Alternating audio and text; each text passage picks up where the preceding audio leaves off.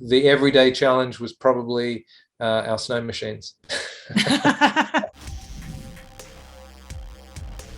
I keep saying this movie rocked. I had so much fun with it from start to finish. I was just completely enthralled the entire time. So thank you. I loved it. Great. How quickly were you in on directing this one? I knew that I wanted to do it as soon as I'd read the script that my agent sent me. And as soon as I finished that, I picked up the novel, read that in one sitting and thought I must do this. So as far as I was concerned, I was in, but then of course I had to pitch to the studio. So Everything about it's phenomenal. The ensemble cast is phenomenal. Can you talk about how the cast came together, how you got these actors together? it was such a pleasure to cast this tight ensemble because it is so contained. We're with these characters for so long, and we're in such close quarters with them. And I think maybe Havana was the first person I cast through an audition process, and I remember seeing her, having a call back, talking to her, and working with her, and just thinking it has to be her. And I'm just so grateful that producer Scott Frank and the studio felt the same. I had always imagined Dale and Dennis in those roles, and just felt so lucky that that they said yes. And really, then it was just a process of I found Danny and David and Mila through an audition process, and right away with each of those guys, I felt that there was something special. I could really see them in that story. I think when I zoomed with David, he had the Lars look, and was so deep in that character. I thought, this is just how I imagined that guy. And of course, David is nothing like that character. He's just a very good actor. I feel I'm so grateful that everything came together in the way that it did. Diving into Havana a little bit, because she is such a star. What was her audition like? What was the moment you were like, yep, that's her? Pretty much from the beginning. She had great Derby energy. She felt raw and real. And Darby as a character has to do some kind of badass things, but she is not a badass character. She is vulnerable and afraid a lot of the time, and not making the right decisions, and really just kind of making it up as she goes along. And that's the kind of character that I can relate to. And so, Havana was really able to tap into that, but she was just also, an incredibly committed and dedicated actor. I know that, when we were on the ground working on it together, we sat down, we went through the script, every single line, and we're talking about, what it meant, how it worked, who her character was. I think we even filmed a 30-minute long interview with Darby as a character, Cool. talking about her life and her story, which I think we both found was just incredibly useful, and something that I would seriously consider doing again, in terms of allowing her to sink into that character. By the way, there's a scene, I don't want to give anything away, but there's something with like a nail gun that happens.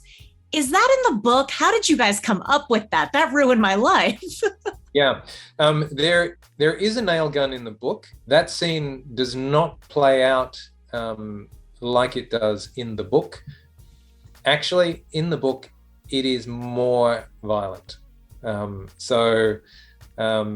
Yeah, that is one instance where I thought, I don't know that I want to do that, but I think that there's an element that's already in the novel, in the story, that we can use in a much more interesting way. When you're making a thriller, is there an audience reaction that you look for where you're like, oh, this is how I know I got it right? Yeah, I think it's getting people to the edge of the seat, their seat, and just kind of staying there.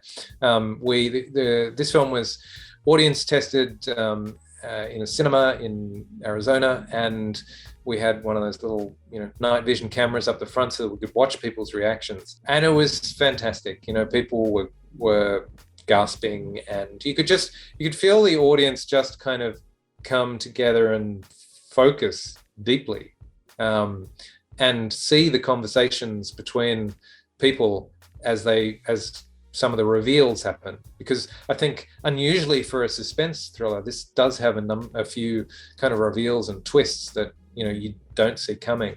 So to see those land and to see people either go, yeah, I saw that, to their boyfriend or girlfriend, and or be genuinely shocked. It was so much fun. Yeah, I keep saying it's like a whodunit meets thriller, and Yeah. they all shocked me. What was your biggest challenge in making this film? What was the day on set you were like, just need to get this right? I think one of the biggest challenges was, we shot the whole thing in a studio in Auckland because nobody really wanted to be on the side of a mountain in a blizzard at nighttime when they were shooting. Yeah, I know.